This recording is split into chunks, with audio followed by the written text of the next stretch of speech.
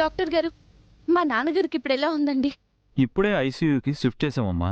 2 రోజులు అబ్జర్వేషన్లో ఉంచుతాం. ప్రమాదం లేదు కదా డాక్టర్ గారు? ప్రమాదం అంటే ప్రస్తుతం కండిషన్ నార్మల్గానే ఉన్నా కానీ ఏ క్షణమైనా క్రిటికల్ అయ్యే ఛాన్స్ ఉంది. వీలైనంత తొందరగా ఆపరేషన్కి డబ్బు రెడీ చేసుకోండి. సరే డాక్టర్, ఏర్పాటు చేస్తాం. ఐసీయూలోకి మీ అందరికీ పర్మిషన్ ఇవ్వలేం కాబట్టి ఎవరో ఒకరుండి మిగతా వాళ్ళు ఇంటికెళ్ళిపోండమ్మా. సరే డాక్టర్.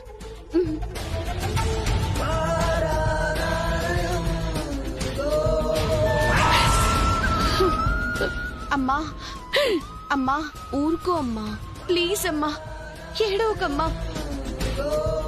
నాన్నకేం కాదని చెప్పారు కదమ్మా. నువ్వేడుస్తుంటే మాకేడిపోస్తుందమ్మా. ప్లీజ్ అమ్మా. అమ్మ బ్రహ్మణి, నాకు గుడికి వెళ్లి ఆ శివయ్యకి దండం పెట్టుకోనుందమ్మా. ఒక్కసారి తీసుకెళ్తావా? సరే అమ్మా, వెళ్దాం. నేను కూడా ఆపరేషన్ డబ్బుల కోసం శైలుతో మాట్లాడాలి. రా సంధ్య, నువ్విక్కడే ఉండు. ఏదైనా అవసరం ఉంటే కాల్ చేయి. సరే అక్క. రా అమ్మా.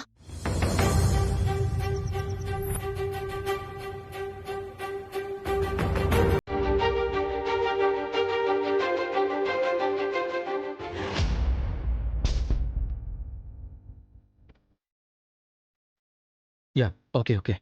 తేజ, ఏమైంది? డాడ్, ఆ బ్రాహ్మణి వాళ్ళ ఇంటి దగ్గర లేదట డాడ్. ప్రీతి మేడం అక్కడే వెయిట్ చేస్తున్నారట. అంతకుమించి ఏ ఇన్ఫర్మేషన్ లేదు డాడ్. ఏంట్రా ఇది ఇలా జరుగుతోంది? రాహుల్ని కాపాడుకోవడానికి మన దగ్గర ఉన్న ఒకే ఒక్క అవకాశం రా ఇది. అది కూడా దూరం అవుతుందనే భయంగా ఉంది నాకు.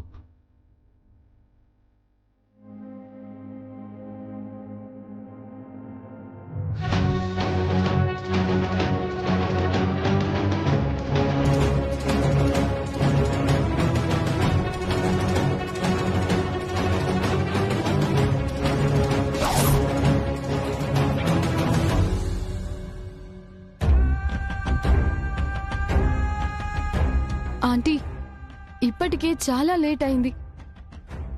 వాళ్ళు రారనుకుంటా. మనకి వెళ్దాం ఆంటీ. కావాలంటే ఈవినింగ్ టైంలో నేను పర్సనల్గా వచ్చి మాట్లాడతాను. రాహుల్ ఎలాంటి కండిషన్లో ఉన్నాడో తెలిసి కూడా ఎందుకిలా మాట్లాడుతున్నావు ప్రీతి? అంటే మీరిలా వెయిట్ చేయడం ఏంటా అని. పర్వాలేదు, ఎంత లేట్ అయినా నేను వెయిట్ చేస్తాను. వాళ్లతో మాట్లాడి ఎలాగైనా ఒప్పించి తీసుకెళ్తాను.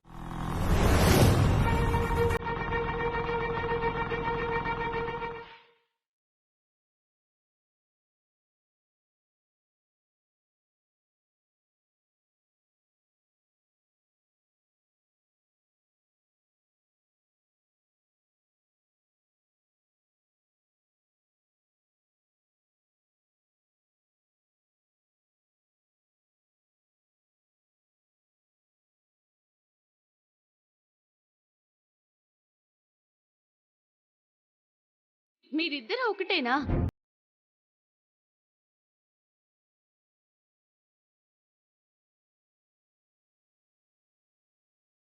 తను కూడా సేమ్ మీలా మాట్లాడినప్పుడే అనుకున్నాను.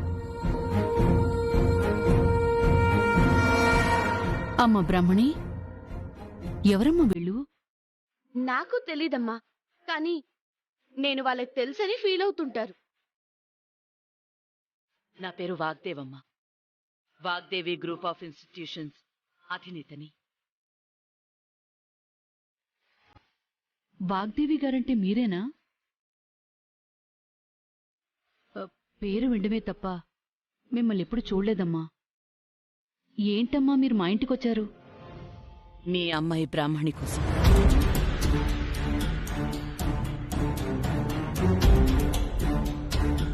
నా ఇంత జరిగినా నాకెందుకు చెప్పలేదే? నాన్న నా పరిస్థితుల్లో చూడగానే నా మైండ్ ఏం పనిచేయలేదే. ఆపరేషన్ గురించి నాన్నకి తెలిసే ముందే చేయించాలనుకున్నాను, కానీ ఎలాగో తెలిసిపోయింది.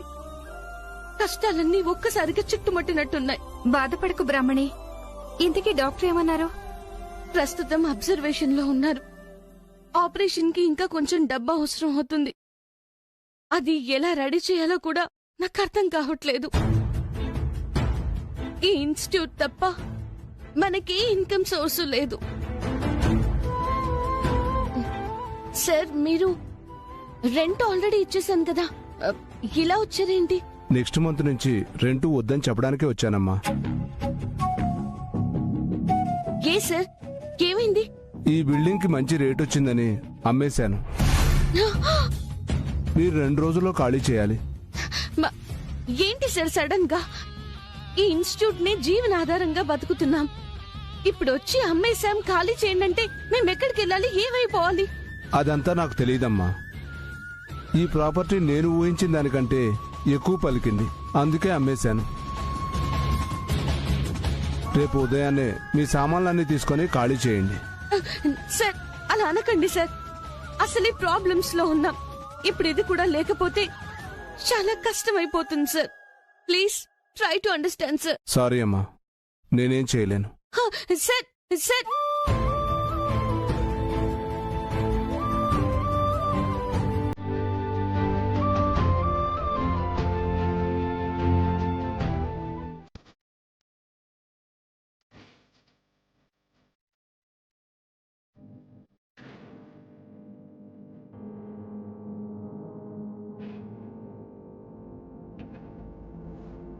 డాక్టర్ గారు, ఏమైంది? అర్జెంట్ గా రమ్మని కాల్ చేశారు. మీ నాన్నగారి పల్స్, వైటల్స్ అన్నీ డ్రాప్ అవుతున్నాయమ్మా. వెంటనే ఆపరేషన్ చేయకపోతే ఆయన ప్రాణాలకే ప్రమాదం. అమ్మా, అమ్మా, ఏడవకమ్మా, అమ్మా, ఏడవకమ్మా, అమ్మా. డాక్టర్ గారు, ఆలస్యం చేయొద్దు, వెంటనే ఆపరేషన్ స్టార్ట్ చేయండి. స్టార్ట్ చేయాలంటే మీరు పేమెంట్ కట్టాలి కదమ్మా. బ్యాంక్ లో కొంత డబ్బు ఉంది, ఆ డబ్బు తీసుకొచ్చి కడతాను. మీరు ప్రొసీజర్ కి రెడీ చేసుకోండి డాక్టర్. సరేనమ్మా, తొందరగా ఏర్పాటు చేసుకోండి. అమ్మా, అమ్మా, నువ్వేం కంగారు పడకమ్మా. మనం ధైర్యంగా ఉంటేనే నాన్న క్షేమంగా బయటకు వస్తారు. నువ్వేడవకమ్మా. ఇప్పుడు ధైర్యం డబ్బుతోనే వస్తుందమ్మా. ఆ రెండు లేక ఇప్పుడు చాలా భయంగా ఉందమ్మా. భయం ఎందుకమ్మా? నేను బ్యాంక్ కి వెళ్లి ఉన్న డబ్బు తీసుకొస్తాను, మిగిలింది ఏదో రకంగా అరేంజ్ చేద్దామమ్మా. అమ్మ బ్రాహ్మణి, మన ఇంట్లో పాత బంగారం వెండి ఉన్నాయి కదా, ఆ అమ్మితే ఎంతో కొంత డబ్బు వస్తుంది కదమ్మా. అవెంత వస్తాయమ్మా? ఎంతో కొంతమ్మా, వేడినీళ్ళగా చన్నీళ్లుగా ఇప్పుడు మనకు ఉపయోగపడతాయి అనిపిస్తుంది. సరే అమ్మా, వెళ్దాం రా. జాగ్రత్త సంధ్య.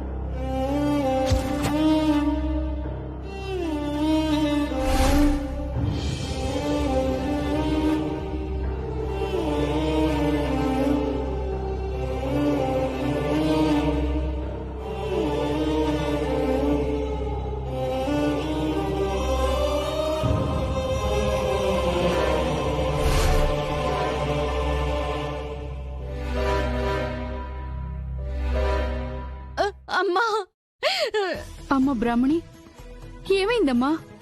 ఎందుకలా ఏడుస్తున్నావు? బ్యాంక్ నుంచి డబ్బులు డ్రా చేసుకుని వస్తుంటే ఆ ముగ్ధారెడ్డి గారు మొత్తం లాక్కున్నాడమ్మా. నాన్న ఆపరేషన్ కోసం అవసరమని కాళ్ళు పట్టుకుని బతిమాలినా సరే వినలేదమ్మా. డబ్బు మొత్తం తీసుకుని వెళ్లిపోయాడు. అయ్యో భగవంతుడా, ఒకదాని తర్వాత ఒకటి ఊపిరి సలపని కష్టాలు ఇస్తున్నావు. మేమేం పాపం చేశాం భగవంతుడా? అమ్మా, ఇంట్లో బంగారం అంతా కలిపితే ఆపరేషన్ కూడా సరిపోవమ్మా. ఇప్పుడు ఇది తప్ప వేరే డబ్బు కూడా లేని పరిస్థితి అయిందమ్మా. ఇప్పుడేం చేద్దాం తల్లి? డబ్బు లేకపోతే ఆపరేషన్ చెయ్యరు, ఆపరేషన్ జరగకపోతే మీ నాన్న ప్రాణాలకి ప్రమాదం అని డాక్టర్ గారు చెప్పారు కదమ్మా.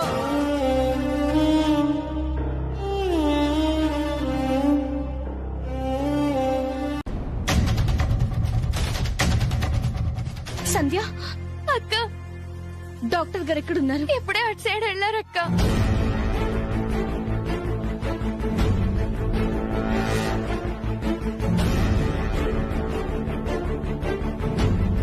ఏమ్మా, మనీ పే చేసావా? లేదు డాక్టర్. లేదా? ఆపరేషన్ చేయకపోతే మీ నాన్న బతకడం చెప్పిన తర్వాత కూడా పేమెంట్ చేయకపోతే ఎలాగమ్మా?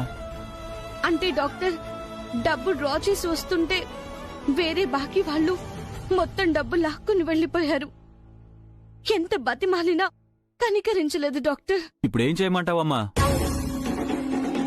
డబ్బులు లేకుండా ఆపరేషన్ స్టార్ట్ చేయడానికి వీల్లేదు. డాక్టర్, మీరు ఆపరేషన్ స్టార్ట్ చేయండి. నా ప్రాణాలు పనంగా పెట్టైనా సరే డబ్బులు నేను తీసుకొస్తాను. Please doctor, please. సారీ అమ్మా, హాస్పిటల్ రూల్స్ వ్యతిరేకంగా నేనేం చేయలేను. దయచేసి అర్థం చేసుకో. Doctor, doctor, doctor.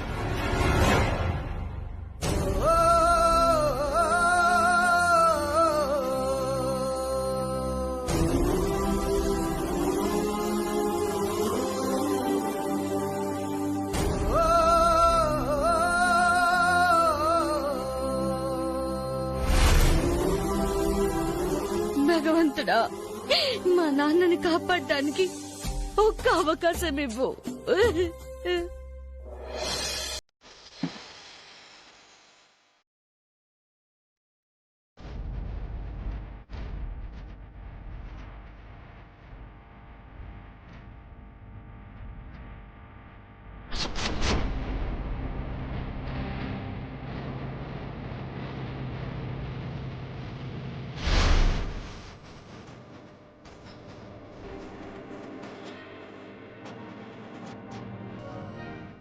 ఎందుకొచ్చారు? నాకు గొడవ పడే శక్తి కాదు కదా, మాట్లాడే ఓపిక కూడా లేదు. దయచేసి వెళ్ళండి, వెళ్ళండి. నాకు నువ్వు తప్ప వేరే అవకాశం లేదమ్మా. దయచేసి నా మాట విను. లేదు, నేను వినను. నేను ఒప్పుకోనని ఇంటికి వచ్చినప్పుడే చెప్పాను కదా. ఒక్కసారి చెప్తే అర్థం కాదా మీకు? నన్ను ఇలా వదిలేయండి ప్లీజ్. మీరు వెళ్ళండి. అది ఇప్పుడు కావాల్సింది నాకు కాదమ్మా, నీకు. మీరేం చెప్పినా నేను వినను. దయచేసి వెళ్ళండి. నన్ను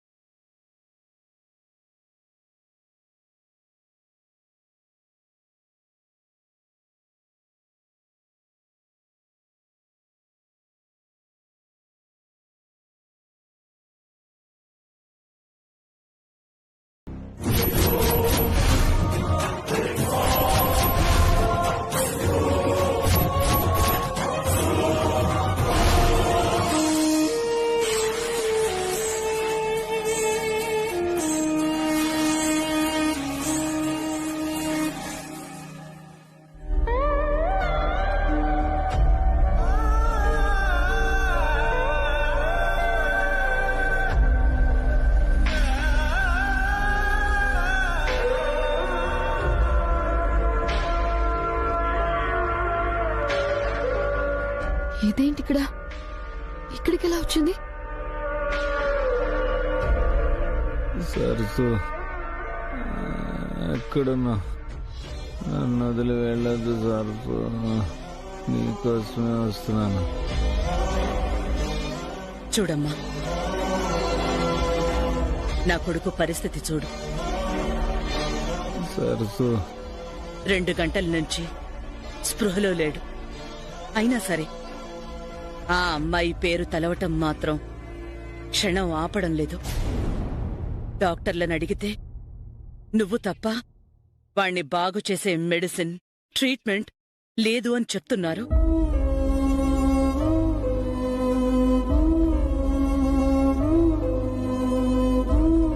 కళ్ళు తెరిస్తే వాడడిగే ప్రశ్నకే కాదు, రాబోయే భవిష్యత్తుకు నువ్వే సమాధానం చూపాలని ఇంతగా అడుగుతున్నాను. అర్థం చేసుకోమ్మా.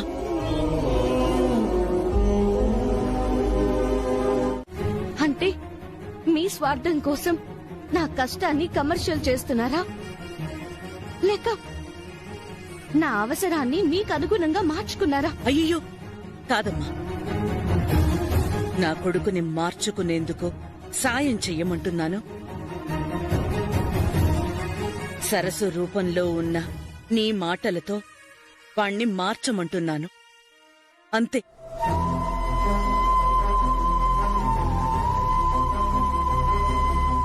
ఇన్ని రోజులు నువ్వు ఎక్కడున్నావో నాకు తెలీదు. ఇప్పుడు సరస్సు రూపంలో వచ్చావు గనక ఆ దేవుడే నా కొడుకుని బ్రతికించుకోవడానికి నిన్ను పంపిన వరంగా నేను భావిస్తా.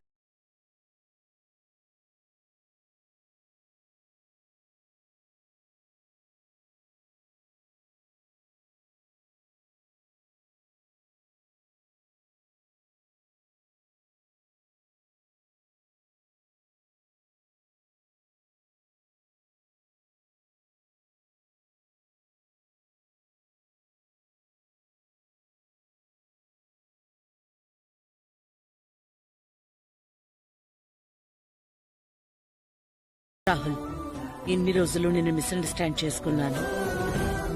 I'm really sorry. సరస్సు తిరిగొచ్చిందని సారీ చెప్పగానే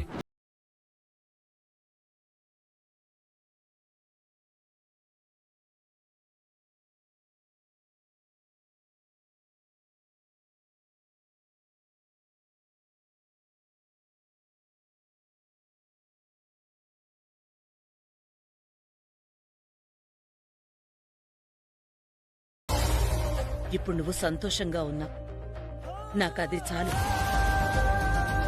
ఇన్నాళ్ళు దూరమైన ఆనందం నీ కళ్ళల్లో చూస్తున్నాను. I'm very happy. Enough Rahul. నాకు సరిపోదు.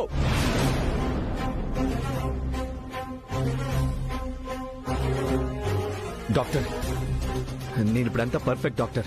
నాకే ప్రాబ్లం లేదు. నా ప్రాణం నా దగ్గరికి వచ్చేసింది. ఇక నాకేం కాదు. మీరే టెస్టులు కావాలని చేసుకోండి. ఎన్ని ఇంజెక్షన్లు అయినా చేయండి. చేయండి డాక్టర్, చేయండి. Yeah Rahul, okay. మేడం, మీరంతా బయట వెయిట్ చేయండి మేడం. సరసు సరసు సరసు, నువ్వు ఎక్కడికే వెళ్ళొద్దు. నానా రాహుల్, అర్థం చేసుకోనన్నా. నీకు వైద్యం జరగాలంటే మేము బయటే కదా ఉండాల్సింది.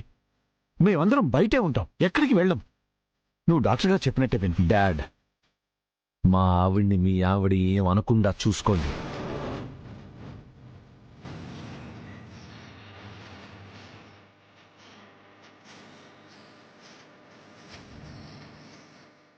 నేను ఏమీ అనను. I promise. నేను నమ్మను.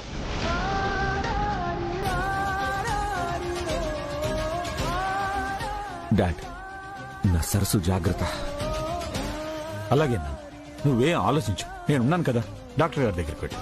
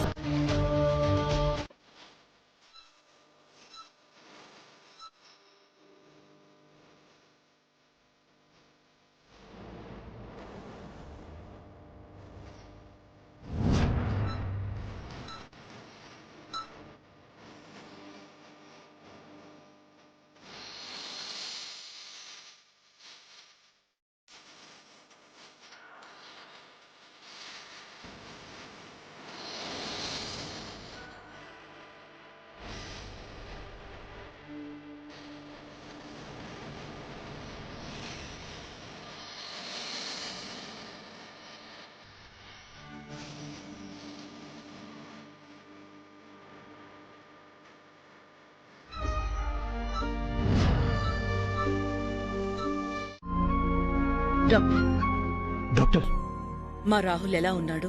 మరేం పర్లేదండి. ఒక మనిషి సంతోషానికి మించిన మందు లేదంటారు కదా. ప్రస్తుతం ఆ కండిషన్లోనే చాలా హ్యాపీగా ఉన్నాడు.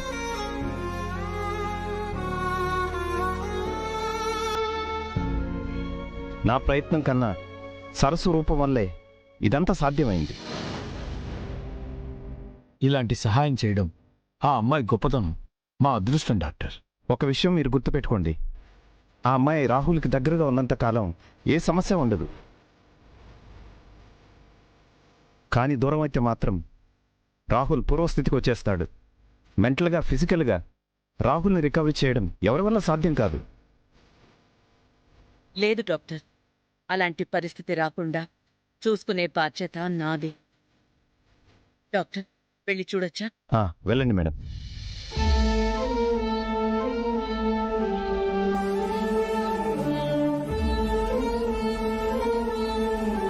డాక్టర్, మరేం పర్వాలేదు మేడం. మీరిక రాహుల్ గురించి ఆలోచించాల్సిన అవసరం లేదు మేడం.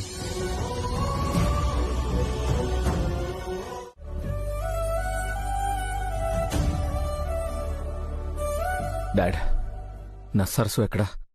చెప్పండి డాడ్. పంపించేశారా? నేను నార్మల్ అయిపోగానే తా అవసరం లేదని పంపించేశారా? అడుగుతుంది మిమ్మల్ని. రాహుల్, సరస్సు ఎక్కడికి వెళ్ళలేదు, మన ఇంటి దగ్గరే ఉంది. మన ఇంటికి వెళ్ళిందా? నేను రాకుండా ఎలా వెళ్తుంది? నిజమే చెప్తున్నారా? నిజమే రాహుల్, నువ్వొచ్చేసరికి గ్రాండ్ గా వెల్కమ్ చెప్పాలి అని ఈ ఇంటి దగ్గరే వెయిట్ చేస్తోంది. నా సరస్సు లేకుండా నేను ఇక్కడ ఎందుకు? నేను ఇంటికి వెళ్తాను. రాహుల్, వెయిట్ రాహుల్, సెలైన్ ఎక్కుతుంది కదా, అది ఫినిష్ అయ్యాక వెళదువు గాని. లేదు డాక్టర్, అంత టైం నా దగ్గర లేదు. నేను నా సరస్సును చూడాలి అంతే. ఇన్నాళ్ళు నేను నా సరస్సు కోసం ఎదురు చూశాను. ఇప్పుడు నా సరస్సు నా కోసం ఎదురు చూస్తుంది. క్షణం కూడా వృధా చేయలేను, వెయిట్ చేయలేను. నా మాట విను. Rahul, Rahul, Rahul please, Rahul.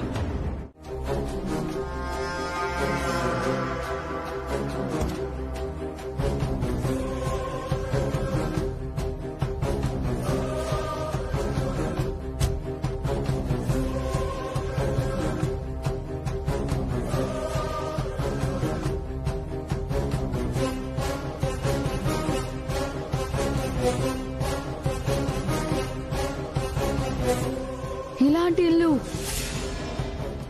Sorry palace నీ జన్మలో ఎప్పుడు చూసుండవు. అలాంటిది ఈ ప్యాలెస్ లోనే రేపటి నుంచి ఉండబోతున్నావు. చాలా లక్కీ కదా నువ్వు. నేను కాదు లక్కీ, మీరు. నన్నొప్పించి బతిమాలి మీరు తీసుకొచ్చారు, నేను రాలేదు కదా. అదే కదా మా బాధ. ఏంటి? ఏం లేదు, నువ్వు మా పాలిట అదృష్టం అని అంటున్నాను.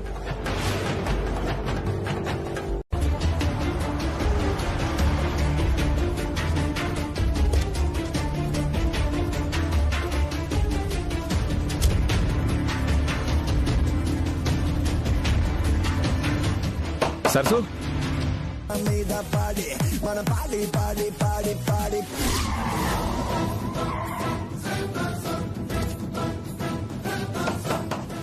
సరస్సు,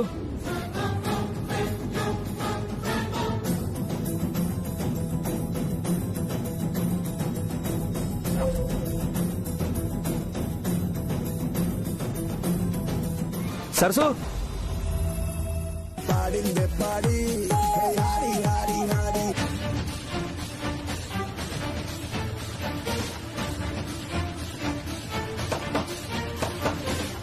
సరస్సు,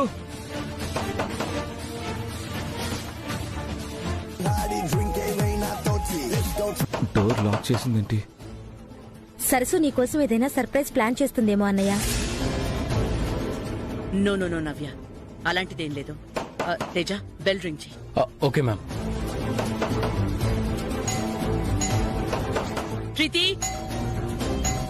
ప్రీతి. సరస్సు, సరస్సు.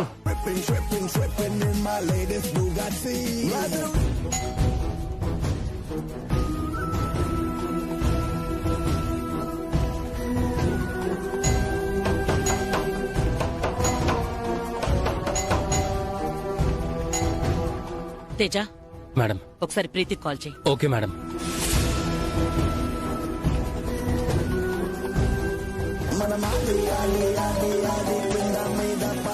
అయ్యో, ఆంటీ వచ్చినట్టున్నారు. బ్రహ్మిణి, పద వెళ్దాం.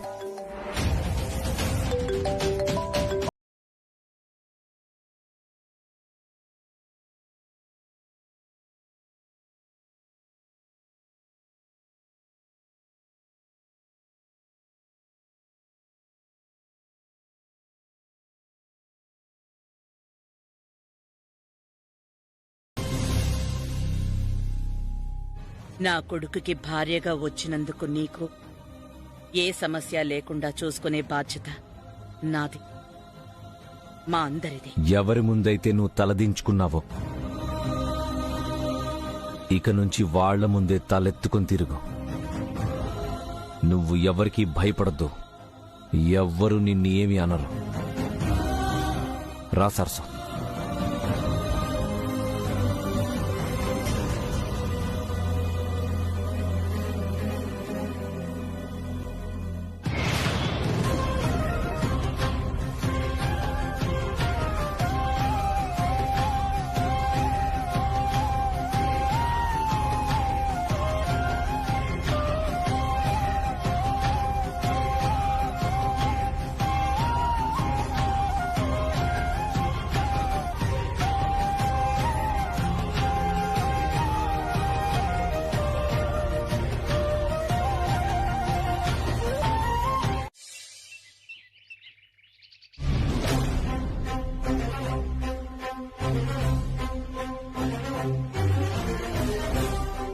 బ్రాహ్మణినే సరసు అని నమ్ముతున్న రాహుల్కి ఎట్టి పరిస్థితుల్లోనూ నిజం తెలియకూడదు. తెలిస్తే రాహుల్ హెల్త్ చాలా ఎఫెక్ట్ అవుతుంది. సో ఈ రోజు నుంచి మనం కూడా తను సరసు అన్నట్టే బిహేవ్ చేయాలి. రాహుల్ నమ్మకాన్ని ఎప్పటికప్పుడు ఏ అనుమానం రాకుండా సపోర్ట్ చేయాలి.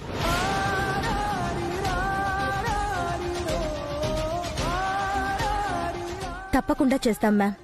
కానీ అన్నయ్య సరస్సు మీద పెంచుకున్న ప్రేమకి నిజం తెలుసుకోవడానికి ఎక్కువ రోజులు పట్టదేమో అనిపిస్తుంది మ్యామ్.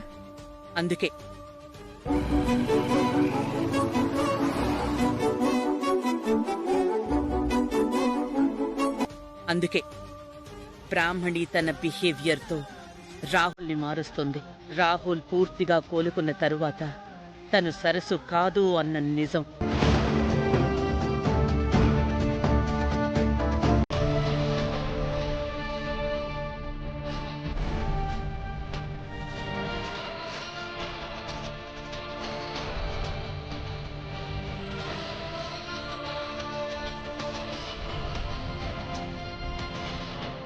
తల్లిగా నేను చేయలేని పని సరసుగా నువ్వు చేశావు. నా కొడుకు కడుపు నింపావు.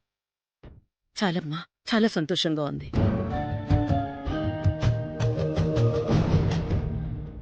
నేను సరస్సులా నటించడానికొచ్చి మీ అబ్బాయిని మార్చాలనుకుంటే మీ అబ్బాయి నన్నే సరస్సులా మారుస్తున్నాడు. ఏమైందమ్మా, ఎందుకు అలా మాట్లాడుతున్నావు? జడ వేసుకోమన్నాడు, ఓకే, కానీ నుదుటిన బొట్టు పెట్టడం మాత్రం నాకు నచ్చలేదు. నిజం చెప్పేయాలన్నంత కోపం వచ్చింది.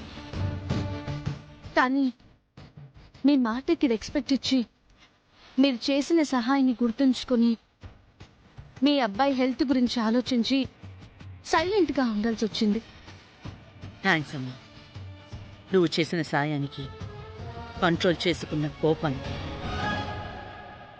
సారీ అమ్మా. నా కొడుకు బిహేవియర్కి, నుదుటిన పెట్టిన ఈ బొట్టుకి నాకు కావాల్సింది థ్యాంక్స్ సారీ కాదండి. మీ అబ్బాయి ఇలాంటి పనులు చేయకుండా కంట్రోల్ చేయడం, లేదంటే నేనే నిజం చెప్పి పర్మనెంట్ గా కంట్రోల్ చేయాల్సి వస్తుంది. అయ్యో, వద్దమ్మా, వద్దు. అంత పని చెయ్యొద్దు. నేనే కాదు, మా కుటుంబం అంతా సరస్సు విషయంలో వాడికి మంచి చెడు, అవును కాదు అని చెప్పలేని స్థితిలో ఉన్నాం. కానీ నా కుటుంబం పరిధిలో ఉన్నంత వరకు మాత్రం ఇలాంటిది రిపీట్ కాకుండా మేం చూసుకుంటామమ్మా.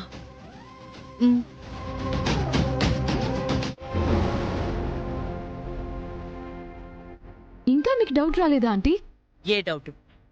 తను బ్రాహ్మణే కాదు సరస్సునే అని.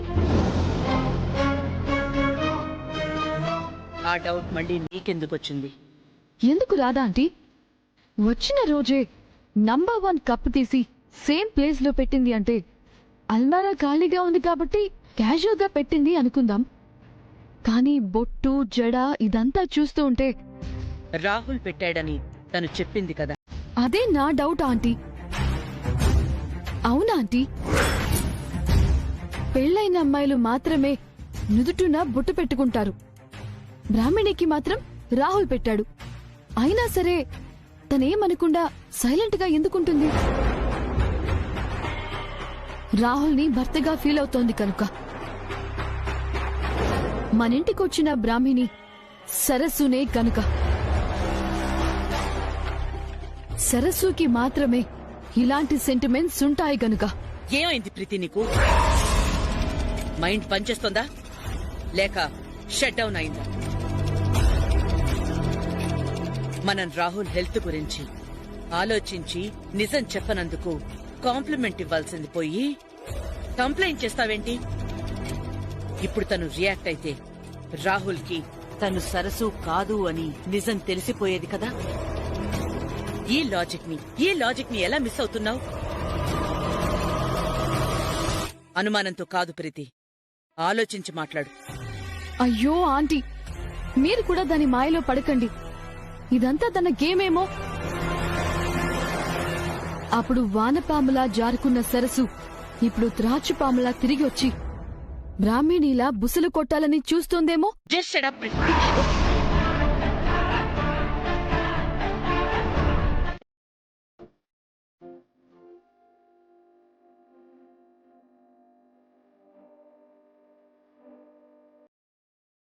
ఏమండి,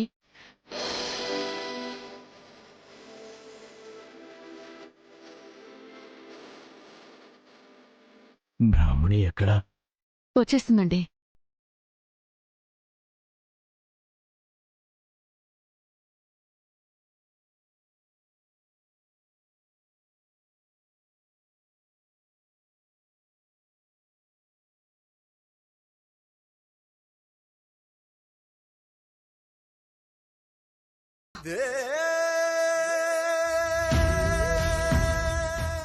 అమ్మా బ్రాహ్మణి. నాన్న నాన్న తల్లి, నాకు ప్రాణం ఉందని తెలిసిన మరుక్షణం నా కళ్ళ ముందు నువ్వే మెదిలేవమ్మా. అలాంటిది కళ్ళు తెరిచి చూసిన వెంటనే నువ్వు లేకపోయేసరికి నా ప్రాణం విలువ తెలియకుండా పోయిందంటే నమ్ము. మా మీద ఇంత ప్రేమ ఉన్నప్పుడు ఎందుకండి దూరంగా వెళ్ళిపోవాలనుకున్నారు?